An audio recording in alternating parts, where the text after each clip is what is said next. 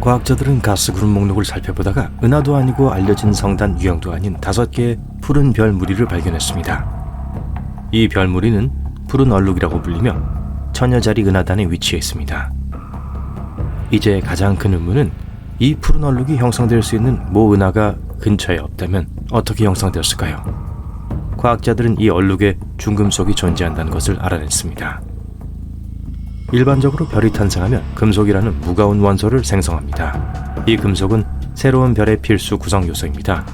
큰 은하에서는 시간이 지남에 따라 많은 별이 형성되며 그 결과 더 많은 금속도 생성됩니다. 파란색 얼룩에 있는 중금속은 이 얼룩에 있는 별들이 더 큰 은하에서 떨어져 나온 가스로부터 형성되었다는 단서입니다. 피냐타를 생각해 보세요. 사탕은 가스이고 피냐타는 이 더 큰 은하계입니다. 파란색 얼룩은 흩어져 있는 남은 사탕이에요. 와, 별 얘기를 하다가 배가 고플 줄은 몰랐네요.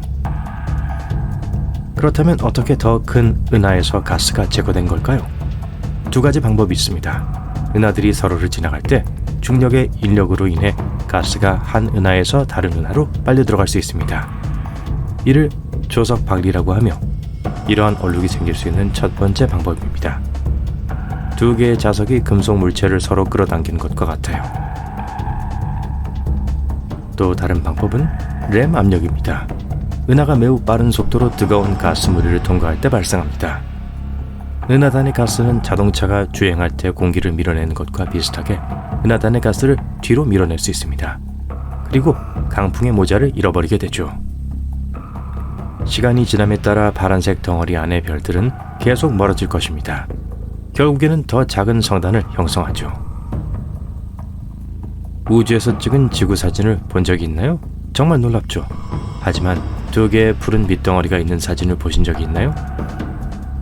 여기서 가장 먼저 보이는 빛의 덩어리는 태국만에서 발생한 거대한 번개입니다. 구름 때문에 우주에서 번개를 보는 것은 드문 일이지만 이 번개는 너무 커서 주변의 구름을 마치 화려한 고리처럼 비췄어요. 정말 멋지죠? 2번째 파란색 빛덩어리는 조금 다릅니다. 우리는 달빛이 지구에 반사되는 것을 보고 있습니다. 달은 실제로 태양에서 지구로 오는 빛을 반사합니다. 그리고 그 빛이 지구의 대기를 통과할 때 윤곽이 흐릿한 커다란 파란색 덩어리를 만들어냅니다. 마치 지구가 쓰고 있는 반짝이는 파란색 모자처럼요. 이는 낮에 하늘이 푸른 이유와 비슷합니다.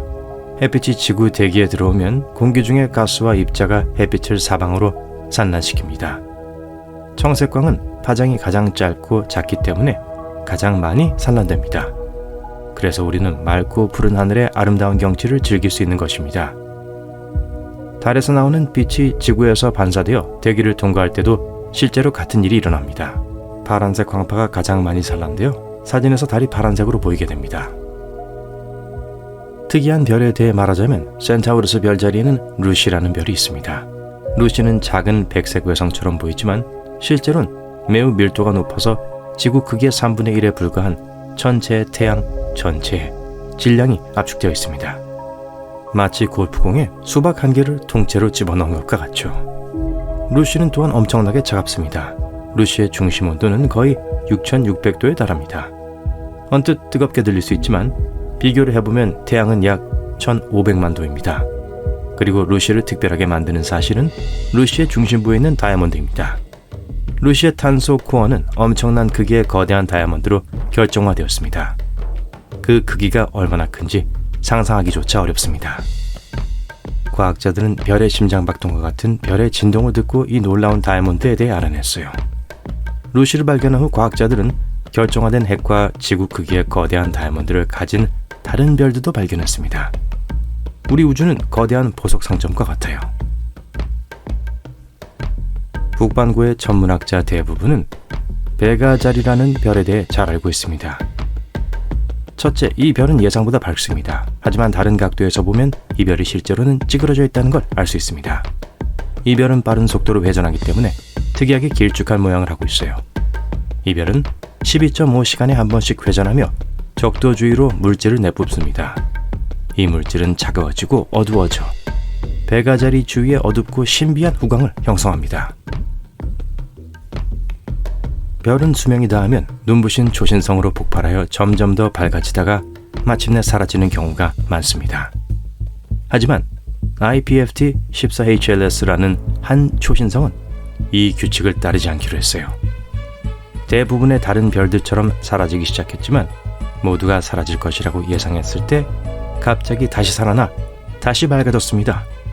그리고 한 번이 아니라 적어도 5번 연속으로 계속 희미해졌다가 밝아졌어요. 과학자들은 이 사실을 보고 매우 놀랐습니다. 초신성에서 나오는 빛을 측정한 결과 다른 별보다 10배나 느리게 진화하고 있다는 사실을 발견했어요. 노화도 훨씬 더 느리게 진행되어 60일 된 것처럼 보였지만 실제로는 600일 된 것이었습니다. 과학자들이 거의 70년 전 같은 지점에서 또 다른 초신성을 관측했기 때문에 이보다 더 오래되었을 수도 있습니다. 어떻게 이런 일이 일어날 수 있었는지에 대한 몇 가지 이론이 있습니다. 초신성이 주변 물질과 부딪혀서 빛을 냈을 수도 있습니다. 또는 거대한 별이 자신의 붕괴를 막거나 적어도 연기하기 위해 항상 물질을 흘리고 있었을 수도 있어요. 언뜻 보면 마이 카멜로 파달리스는 단순한 병강성인 것처럼 보일 수도 있습니다. 하지만 전문학자들이 더 자세히 들여다본 결과 한 쌍의 별이라는 것을 알게 됐어요. 두 별은 매우 빠른 속도로 서로를 중심으로 움직이고 있으며 너무 가까워서 대기가 섞이기 시작하고 있습니다. 사람들은 이 이해가 두 별 결합의 시작이라고 믿습니다. 결국 이미 각각 32와 38 태양 질량인 두 천체가 합쳐서 태양 질량이 60이 넘는 거대한 천체가 만들어질 것입니다. 과학자들은 오랫동안 초대형 항성이 이렇게 형성된다고 생각해왔지만 실제로 이런 일이 일어난 것을 본 적은 없습니다. 우주의 나이는 138억 년입니다. 그리고 우리가 볼 수 있는 신비한 별 HD 140283은 144억 년이 되었을 수도 있어요. 여기 뭔가 이상해요.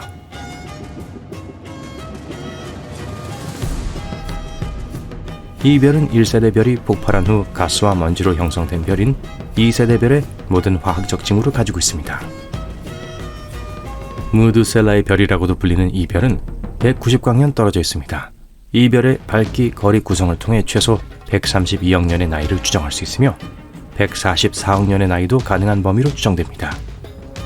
우주보다 젊다고 해도 여전히 우리 주변에서 가장 오래된 별입니다. 꼬리가 달린 별도 잊지 마세요. 미라자리라고 불려요. 때로는 밝고 때로는 희미해서 별자리에서 발견하기가 조금 까다로워요.